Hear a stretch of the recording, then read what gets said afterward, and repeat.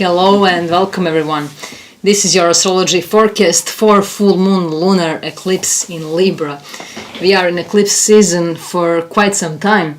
Eclipses are very powerful forces and they bring life-changing events. They are game changers. They bring trajectory changes in our lives. They bring huge karmic releases, and eclipses are events that are felt 4 to 6 weeks before their exact date. So most of us probably started feeling this eclipse already during the end of February, and this eclipse will be felt 4 to 6 weeks after its exact date.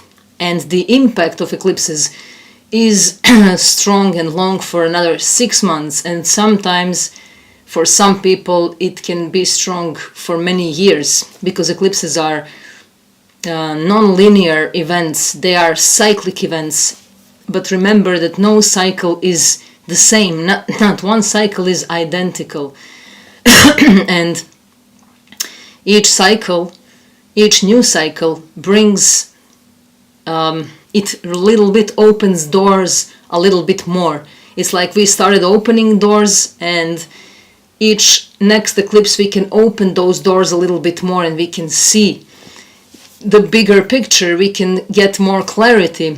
But each eclipse also gives us opportunity to completely open those doors. But you know, this is mostly possible in those situations where these eclipses really bring some big, huge events in our lives. Like for those people who have personal planets at the same degree where the eclipse is happening, you know, that's where people will really feel it, but we will all feel it. And eclipses bring major goodbyes and hellos, unions and separations, marriages and divorces, you know, all these things that put us on the crossroad. You know, we can see our life before this and after this. But I'm saying again, it's not that everyone will have these huge, big changes in their lives, but we will witness maybe those changes in lives of people around us, and it will have an influence on us too, or we will have these big changes in the world globally. So eclipses are really strong, and these changes, you know, don't have to happen overnight.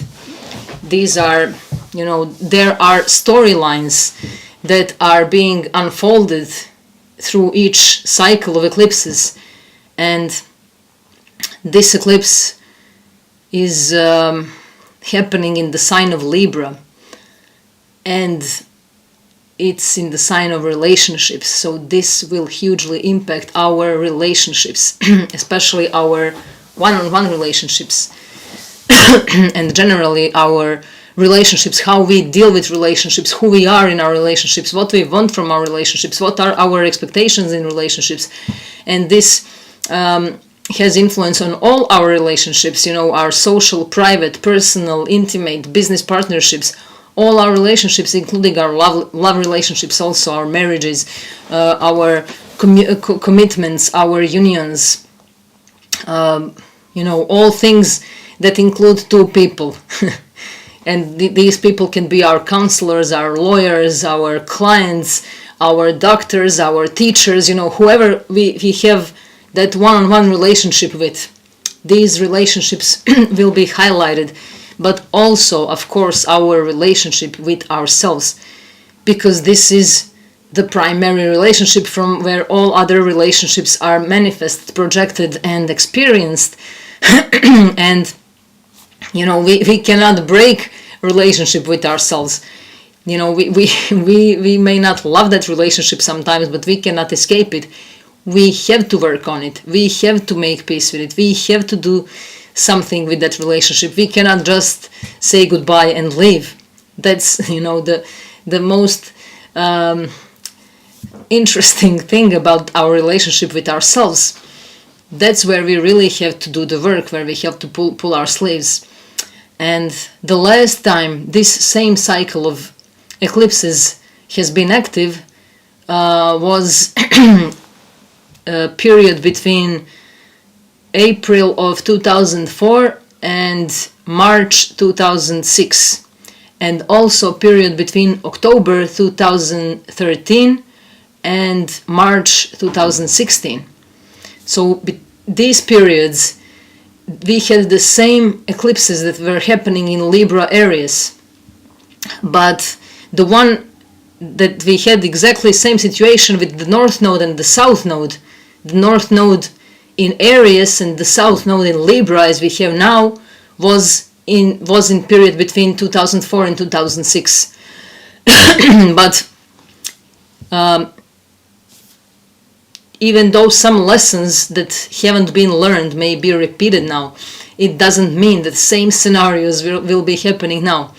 It's not possible because we are different, and eclipses give us an opportunity to see how we changed, how we evolved, how have we grown, how we matured, who are we now when compared to who we were then, how we react now to same situations that were active back then. You know, these kinds of things give us deep insights about our own transformation, about our own alchemy.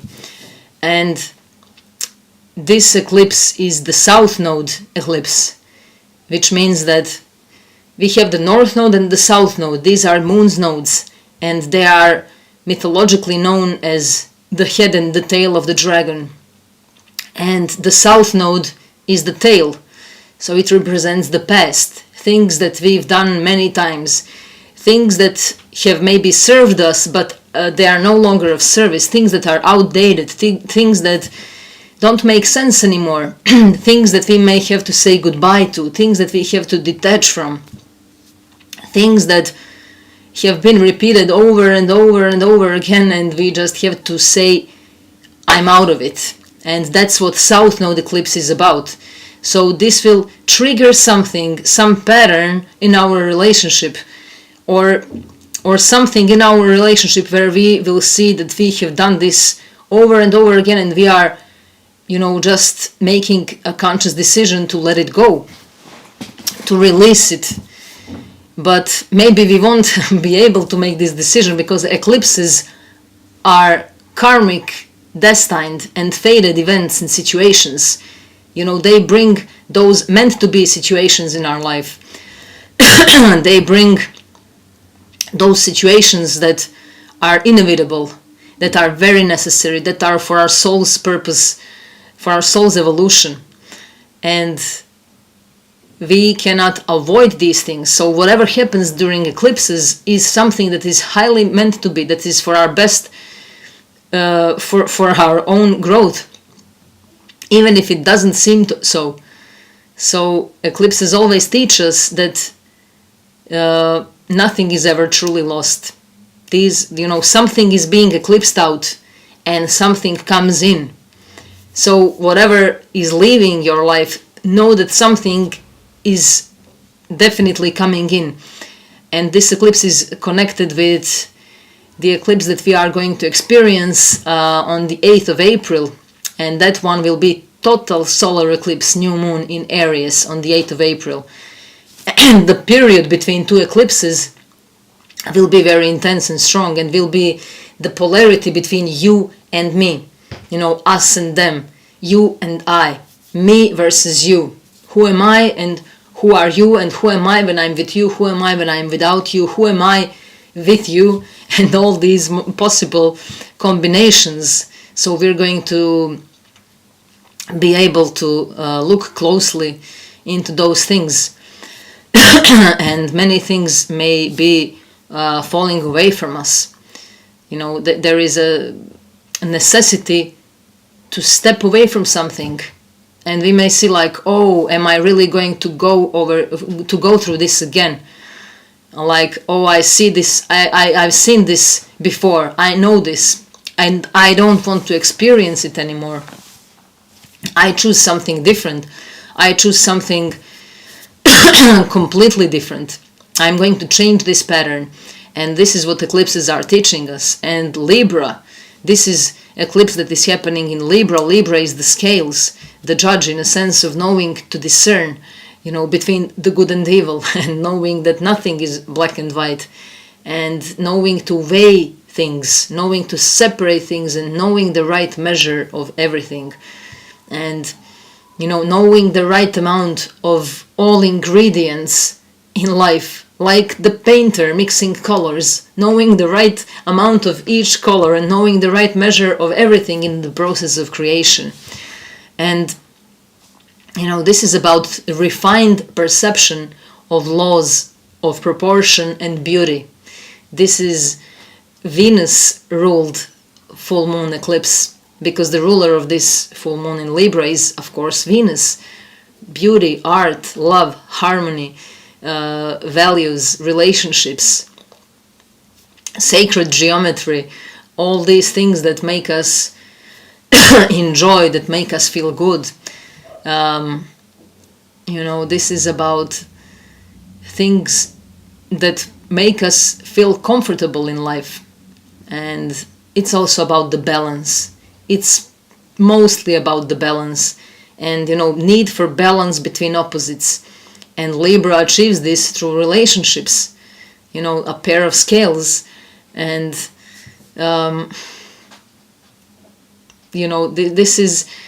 this is very powerful time for knowing who we are in a relationship, because we have the sun in Aries, and soon we will have that total solar new moon eclipse in Aries. And the North Node is in Aries. The North Node is the future, the head of the dragon. It's where we are supposed to move towards. It's where we are supposed to be focused on.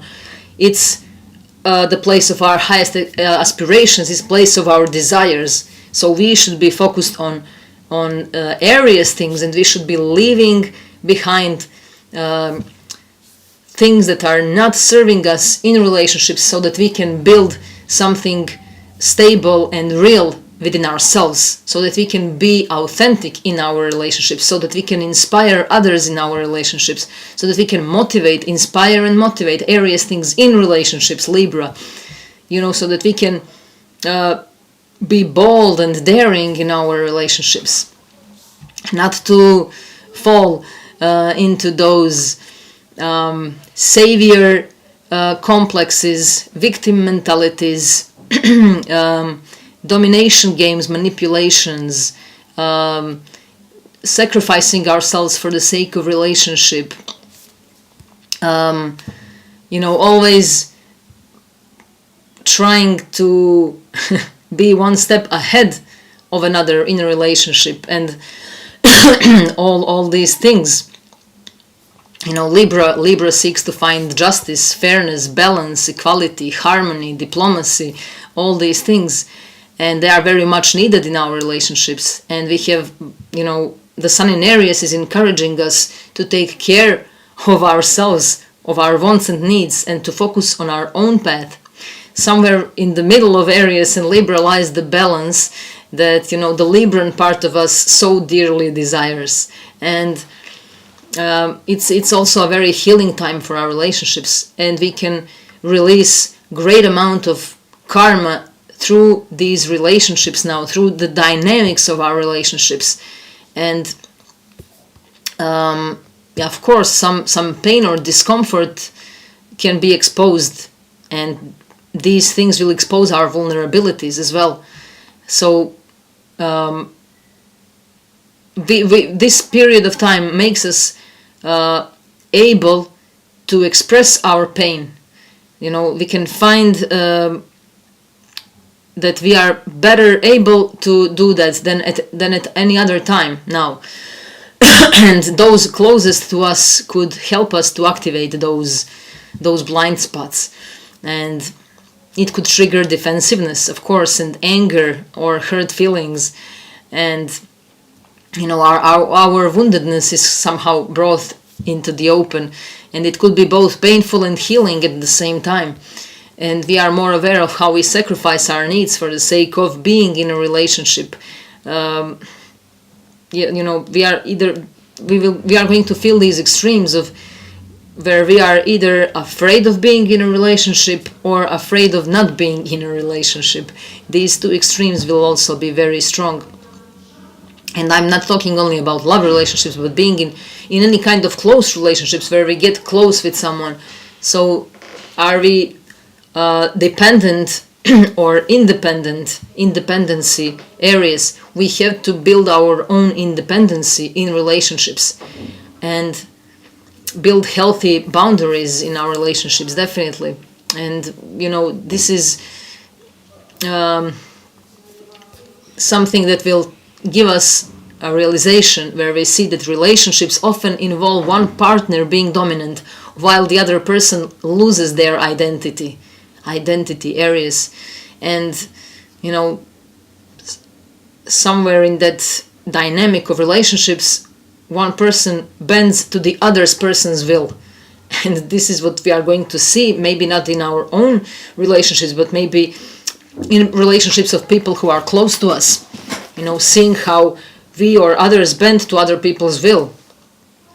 And this is a time to recognize how we might need to take something back for ourselves to assert our own needs and individuality. And we are going to see how we might benefit from developing more awareness of what our nearest need from us. And the Libra part in us seeks peace and can avoid confrontation, moving away from ugly or harsh expressions of emotions. And Aries part of us isn't afraid of bringing up those subjects, those thorny subjects, uncomfortable subjects. And these things can trigger angry responses.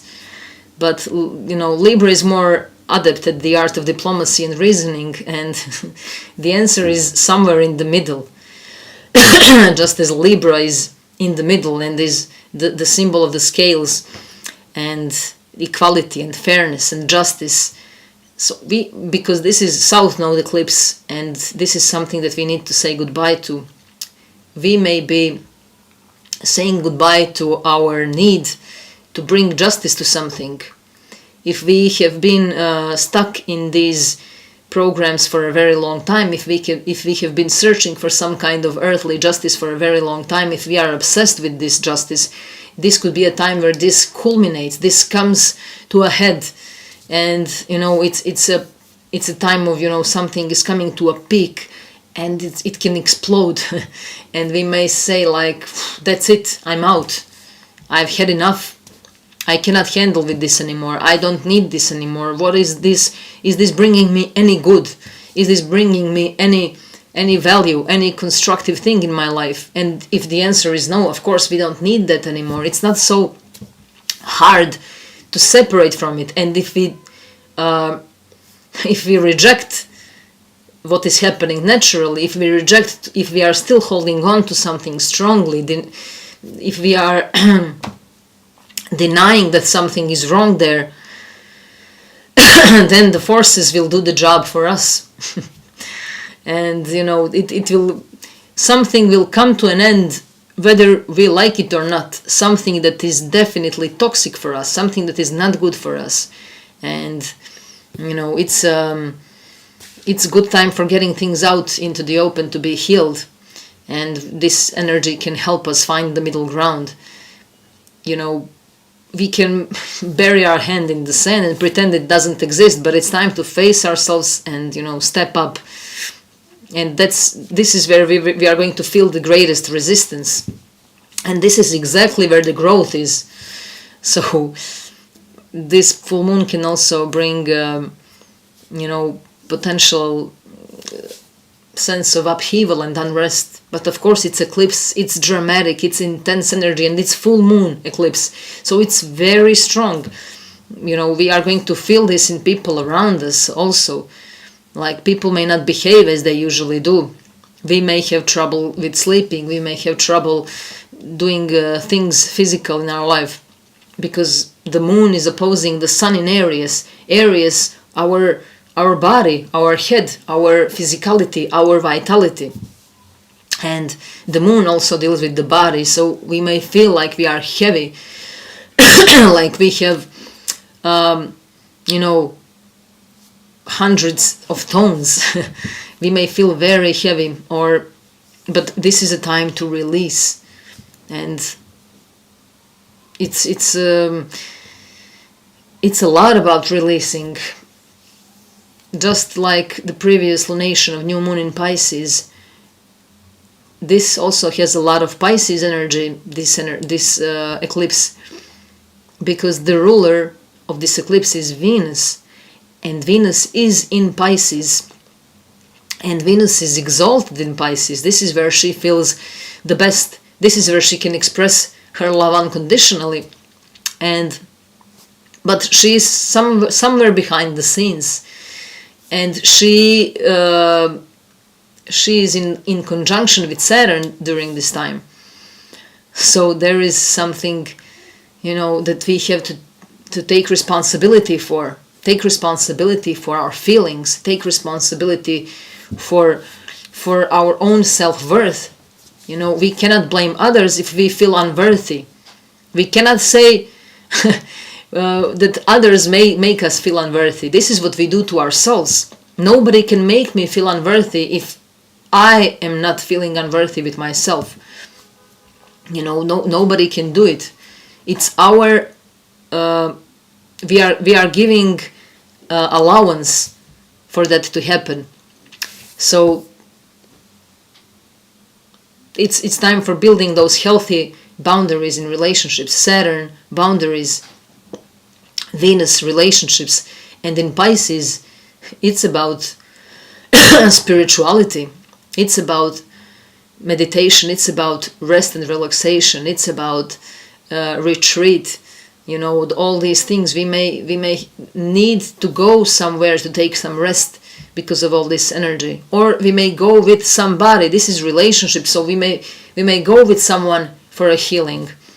We may do some relationships healing, but it's much more complex than that, because we cannot solve these problems externally. We have to deal with these inner conflicts within ourselves. So this me versus you, it's about us looking at those mirrors, and we may see some ugly mirrors, so we have to face with them too. This is some crisis that pushes us out of balance. Libra, the balance. So we are going to see where we are disbalanced, where are we out of balance. So these are extremes. Fear of loss and need for control. We may feel these things strongly. Aggression versus peace. Mars and Venus. Two rulers of both of these eclipses. Their role is very important. Mars and Venus, our masculine and feminine, our left and right hemispheres, our intuition and our action. And as I said, aggression versus peace, power battles, peace and war, Aries and Libra, Alpha and Omega, Aries and Libra also has the glyph very similar to the symbol of Omega and to the sunset. If we look at the glyph of Libra, it looks like the sunset, and Libra in the natural zodiac is the 7th house. It's on the descendant. It's where the sun is setting, and Aries is on the ascendant, where the sun is rising. So we are going to feel these dynamics, and we also have the spring equinox in the northern hemisphere. It doesn't matter on which hemisphere we are. These things are strongly felt.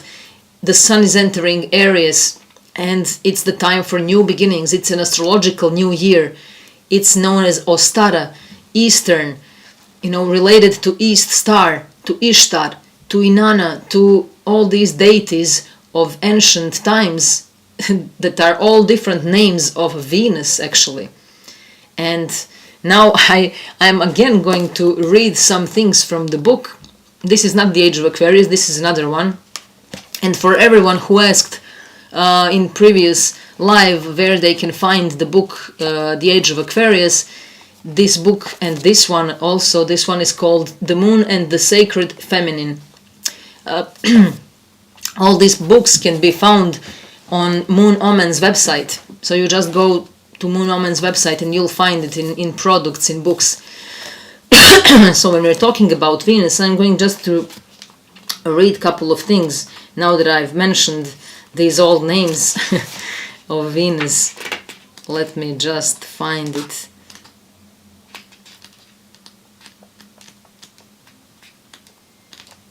Just one moment, please. I forgot where is it. Cycles of Venus, her sacred path and her pentagram. Okay, here we go. Venus has many names because she has different phases and cycles as well as the moon. She is Aphrodite, she is Ishtar, she is Inanna, Isis, East Star, Astarte, and many others. She is also Ereshkigal, she is all of them. Aphrodite and aphrodisiacs, Venus and veneration, Mary Magdalene, Magi, magicians, magnetism, Mother Mary, Eternal Virgin, Virgin Mary. Her cycle moves from the morning star to evening star. She is the rose in the heart. Energies and entities from Venus form roses. She forms a pentagram during her 8-year cycle. She is the most mystical, mysterious, occult, and the most powerful of all of them. She is multi-layered, complex, divine, and wild. She has many faces and phases. Venus is also known as the petals of a rose. And okay, I can read just a couple of more things. This is the story of metamorphosis and transmutation from morning star to evening star and vice versa, from life to death and to rebirth again. This is the same myth of Inanna and Ereshkigal and of Demeter and Persephone. Solomon's temple has actually been devoted to Inanna, to Ishtar, to Venus. Salem means Venus, and Jerusalem is probably the city of Venus as well. And so on and so on. These are some of the mystical and mysterious things about Venus. And it's talking about how she is creating sacred geometry and pentagram and the rose and the petals. You know, some of these things. Sacred geometry. And we are going to experience these things strongly now, and many mythologies are expressed through us in our personal lives. If we study mythology, we are going to see that we are actually reproducing those mythologies in our lives. We are seeing them, we are bringing them to earth, we are embodying them. And for example, the ancient Egyptians, they recognized Libra as a constellation that was still connected to that scorpionic realm of the dead in their mythology. And Egyptian religion and society was based on Maat.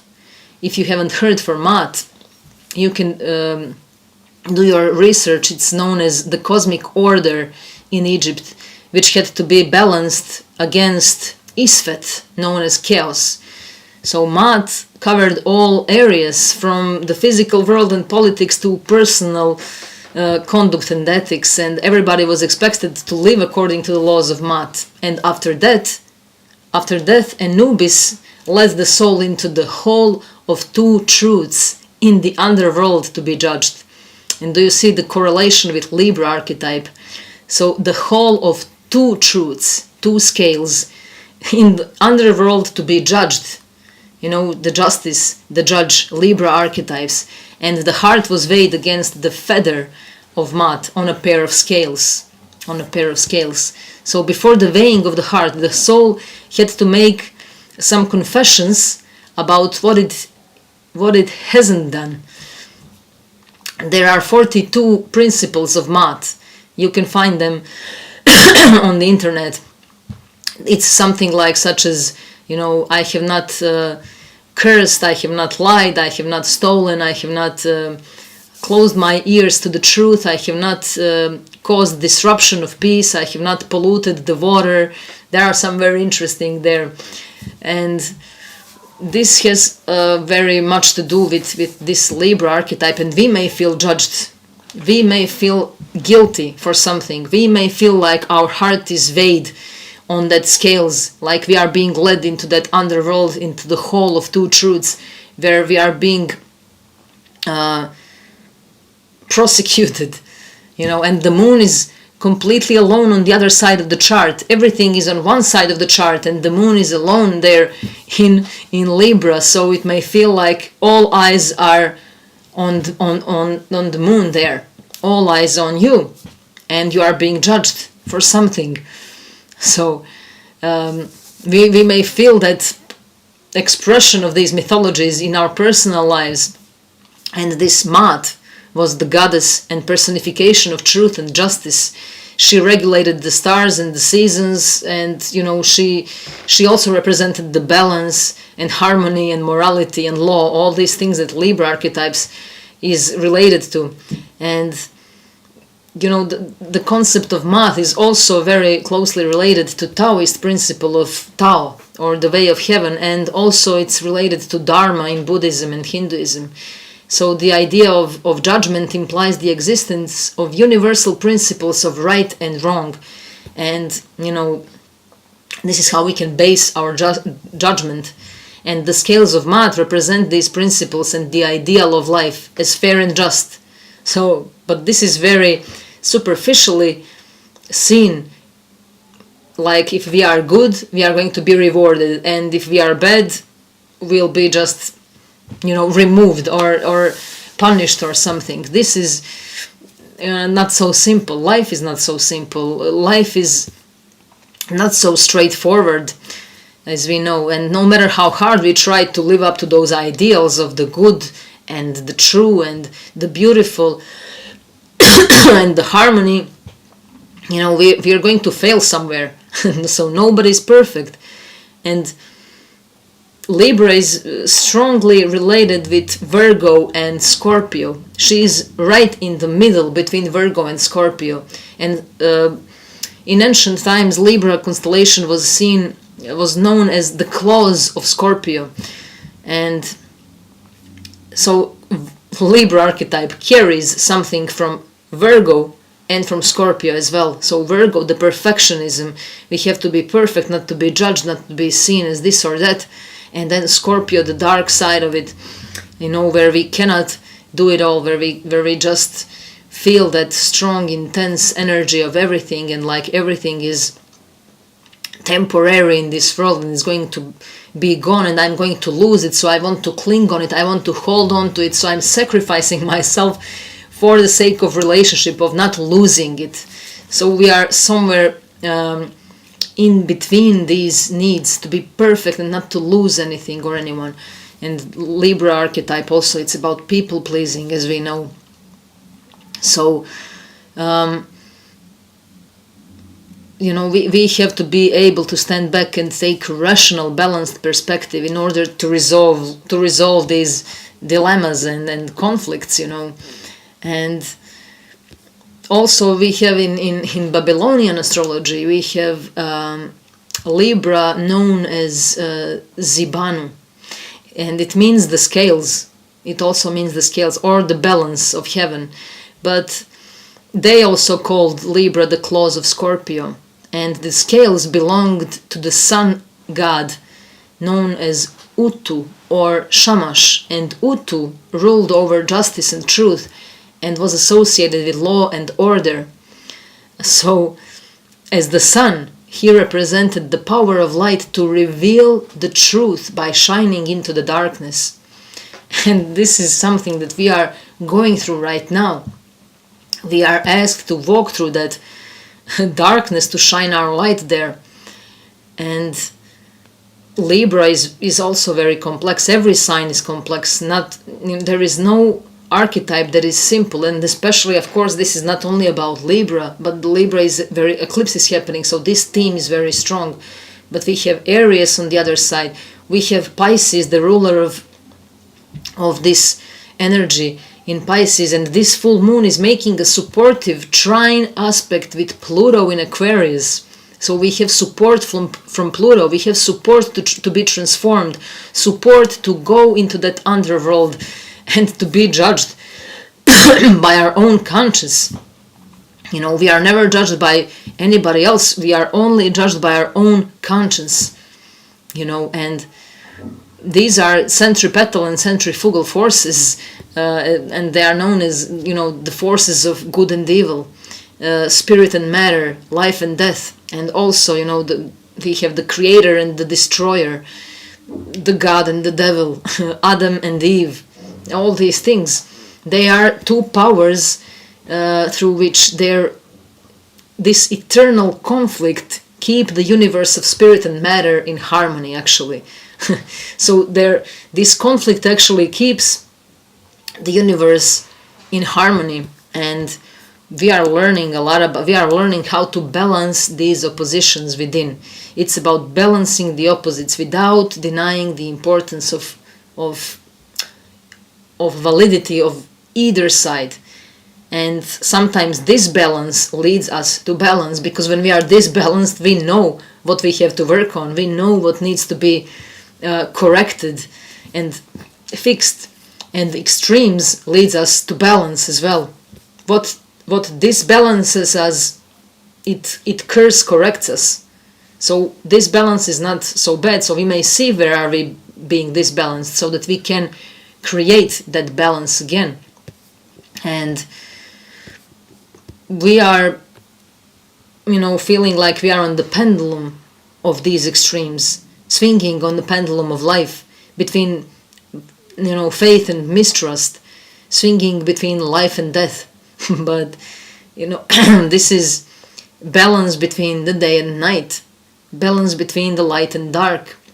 And this equinox means equal day and equal night.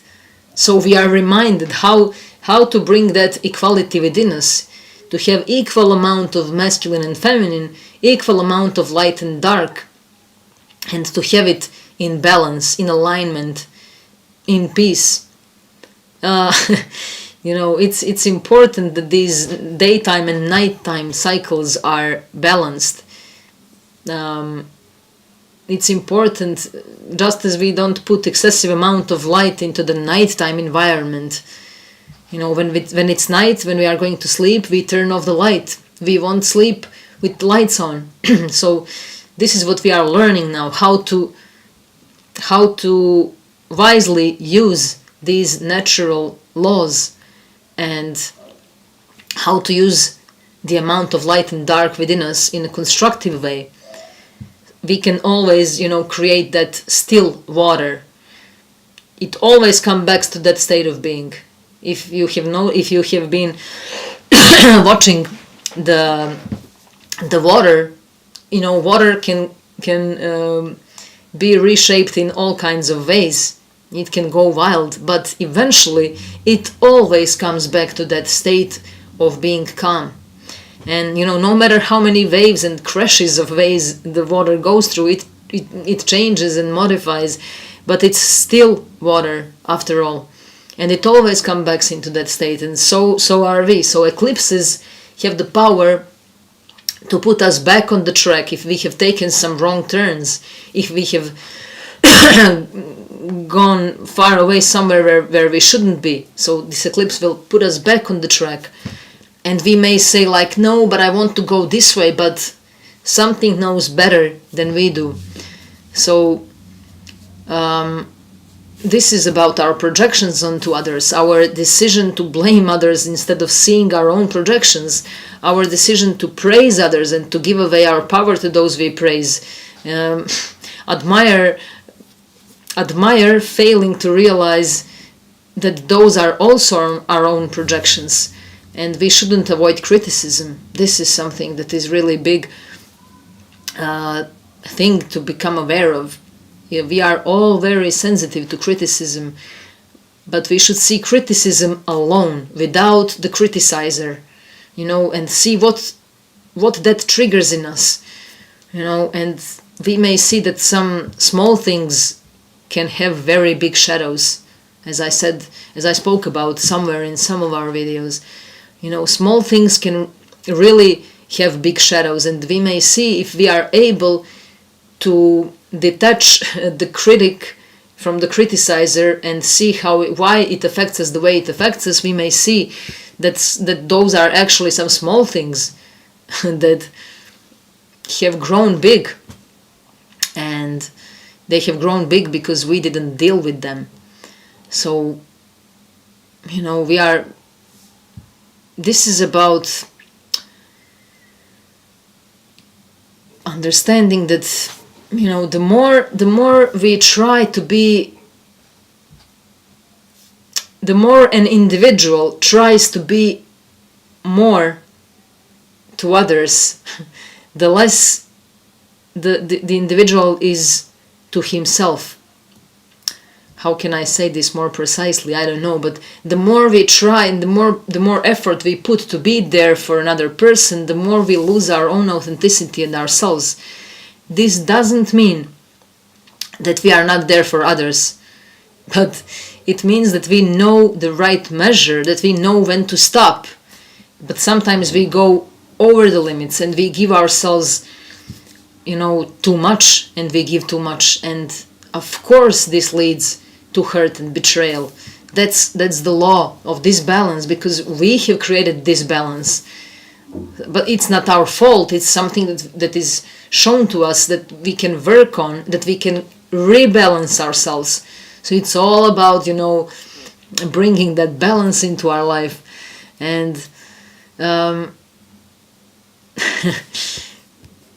just understanding how these things work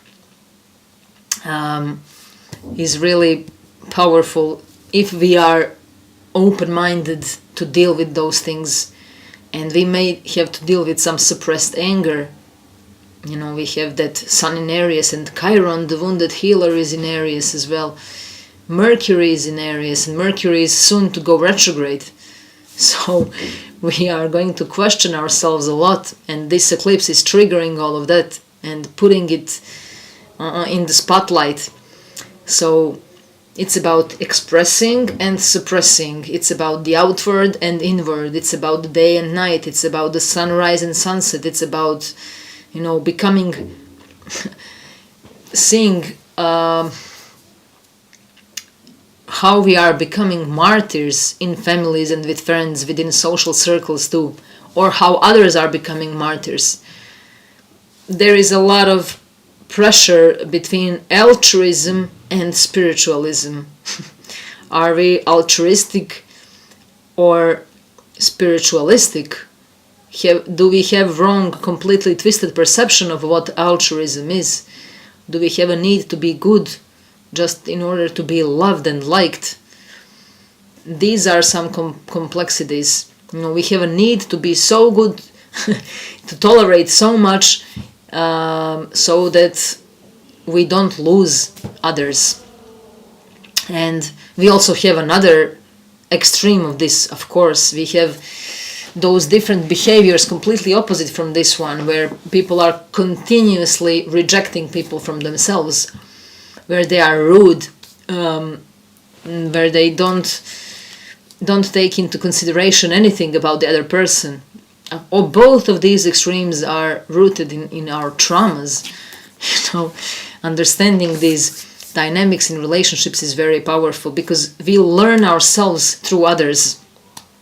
We learn so much about who we are, Aries, through our relationships with others, Libra. So this is a, dynamic stillness. Aries is dynamic and Libra is stillness. And balance through movement, symmetry and sacred geometry. And without symmetry, there is no sacred geometry. There is no harmony of spheres. So we need to practice these things. The symmetry in our life, the symmetry in our relationships. And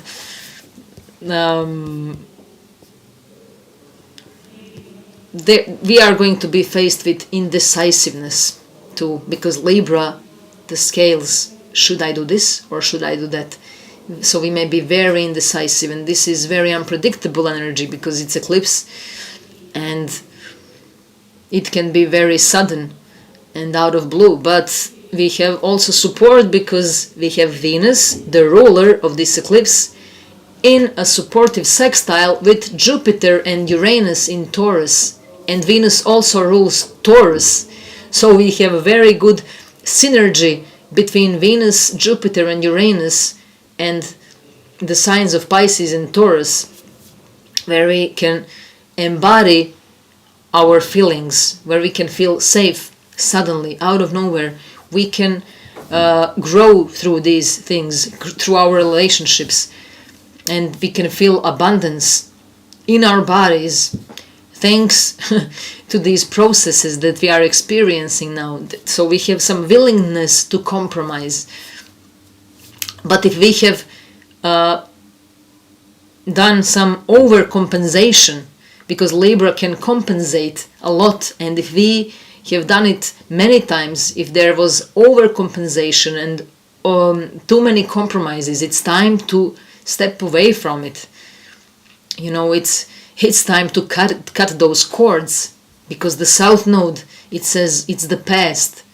It's something that belongs to the past, and you cannot take it with you. It's not aligned with your future self. And as I said, this full moon eclipse is in trine aspect with Pluto in Aquarius. Pluto in Aquarius, very futuristic energy. It's about our future, where we are supposed to go from here, and what no longer can go with me further in the future. So if something is not supported but by my future self, my version of the future, it will be gone. And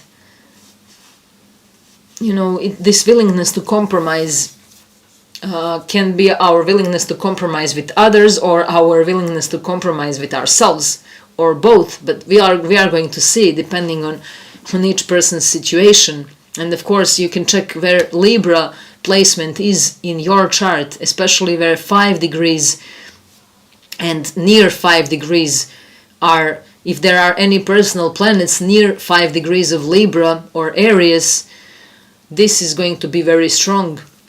Big life-changing changes, major endings and beginnings.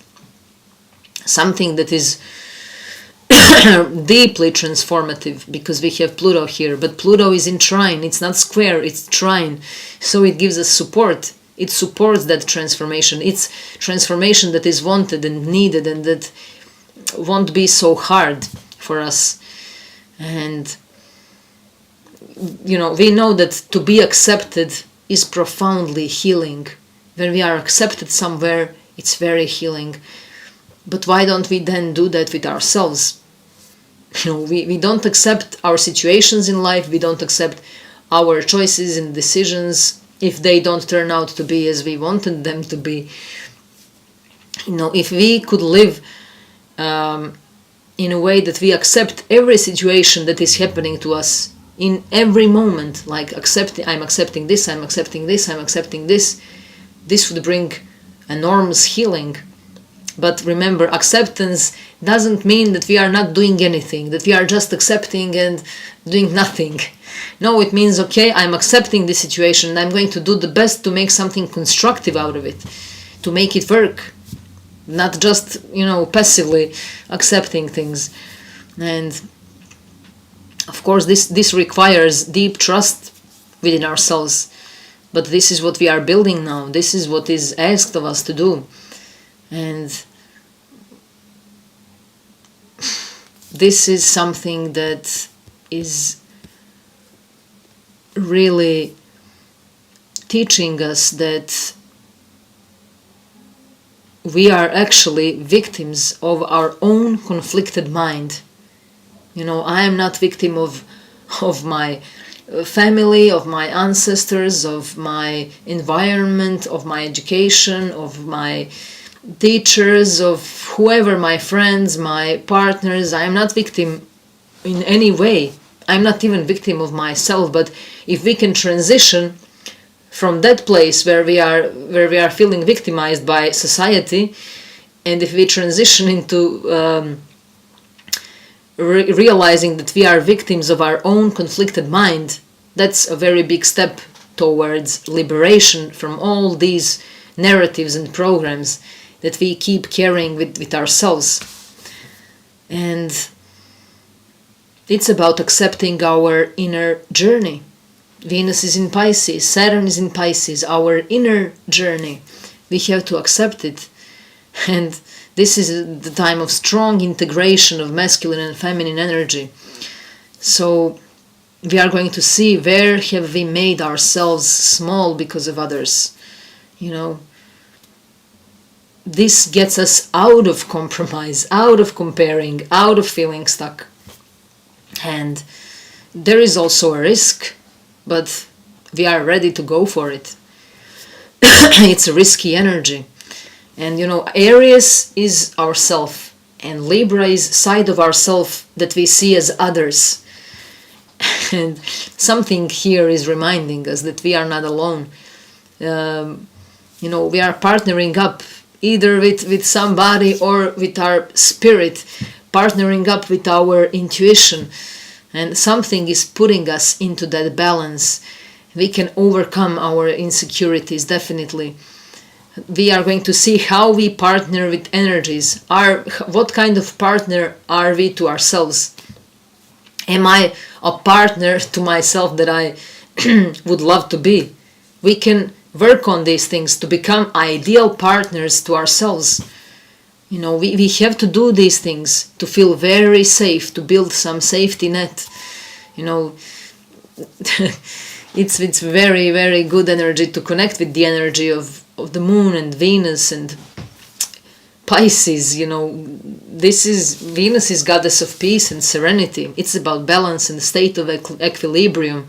And especially in Pisces, we can find that peace within ourselves, that state of equilibrium, finding that sweet point and that sweet spot. And also asking ourselves, are we able to recognize beauty? That's also very healing. Our ability to recognize beauty in all things around us is very healing. You know, we can calm down the nervous system by observing beauty around us. And you know, Venus is goddess of arts and creativity, artistic things and beauty, inner peace. So this is very powerful, these things. It can calm us down. Music, melodies, paintings, arts of any kind. And if we can discover and recognize those things in everything, not only in arts, if we can see art in everything, in our relationship, in our way of living our life, we can create art of our life. It's really powerful time for that. But since this is Libra, the scales, we will be able to see two sides of every story. And there are paradoxes in life. But Libra has a high level of tolerance with paradoxes. And we also have Pluto in Aquarius. Aquarius is about paradoxes. Pisces is also about paradoxes. So we will be able to learn about paradoxes, to accept them, to step out of our only rational, logical, linear way of experiencing life and ourselves. It's huge energy, and it reminds us of the truth and kindness. You know, being kind and being true. But shadow side of Libra can be, you know, as I said, overcompensation, people pleasing, white lies, avoiding conflicts, you know, too much compromise, passive aggressiveness, which leads us towards resentment in our close relationships. So that's why we have to build some healthy boundaries, to know when to say stop, I have to step back. Or if we are too self-absorbed, also when we know to get out of that self-absorption and step into a relationship, when we have two perspectives work simultaneously. And you know, the question is, how can I remain in balance? How can I stimulate that inner calmness? How can we have perpetual peace within chaos? And it's not easy, of course, but this is something that gives us inspiration to always work on self-betterment and self-improvement. So we are going to see where we have gone into extremes. What are we doing too much that we need to balance? So we are going to experience self-realization through relationships. And this is very intellectual energy, very mental as well, because it's air sign, Libra. It's about our intellect, our common sense too. So we have to balance between, these Pisces energies that are a little bit illogical, irrational, transcendental, and then this Libra energy. So we are going to experience these paradoxes, as I said. And we are going to experience our own individuality through the reflection of other. So this is about, digging into the nature of how we interact with others. We are evolving and growing as persons through relationships. And we are learning so much more. Learning through reflection of self and another. And relationships are, of course, very complex. How can we collaborate and be realistic in relationships? There are always tensions. There is always some kind of tension and drama. And these are going to be karmic events, karmic connections and disconnections, karmic meetings, karmic separations and unions, karmic marriages and divorces, all things that are really meant to be, that have to happen. And we need others as our mirrors. So somebody may be eclipsed out of our life, and somebody may come into our life. Or something big will be transformed in our significant personal relationships. And we need conflicts in life. We avoid conflicts and we get hurt all the time. Conflict should be seen as something constructive. Yes, it's uncomfortable, but it's time to accept things that we find uncomfortable. And differences between us are very useful. We need to be different. There needs to be difference so that dynamic can exist, so that the attraction can exist. There are no two same people in the world. And during this time, many of us may be searching for a counselor or for a therapist or for a lawyer. These are things where we need that one-on-one connection with someone, where we need someone to talk to, and where we may have to detach from someone and find somebody else to talk to. These kinds of very deep relationship changes are going to be active for a very long time. And also we are going to see, are we pretending that everything is fine in order to keep peace? Are we deceiving ourselves with someone? What are we avoiding to face? But this is all us. We project it all onto others. Whatever we suppress within ourselves, it becomes projected onto others. So if we are too nice, we may attract someone who is not so nice, who is aggressive. So if we suppress anger within ourselves, we are probably attracting someone who expresses that anger all the time. If we suppress kindness, if we are on the other side where we are angry and aggressive all the time, we are going to attract someone who is always kind and nice, but we don't recognize these things because we are too imprisoned by our own subjective wishes and desires. So what do we do when a person who is too nice attracts someone who is aggressive?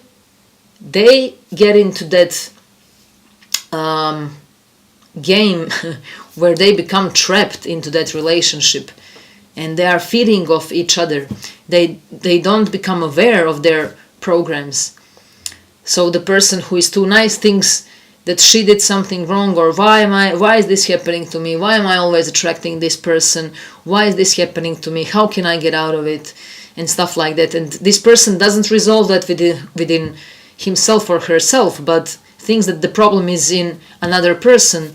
And the other side, if the person who is aggressive and violent and traumatized and expressing that trauma in aggressive and violent way, attracts someone who is nice and very forgiving and highly tolerant, that this person will wants to keep that person forever, because I can do anything and everything will always be forgiven. I can behave like this all the time. I can, these kinds of scenarios will be strong, and we, as I said, we don't have to necessarily experience this in our personal life, but we may be witnesses of these cases. We may be seeing these things happening around us, or in our family, or with our friends, and with people we know. And we are going to see how our first relationships ever conditioned all our relationships. I spoke about this also before.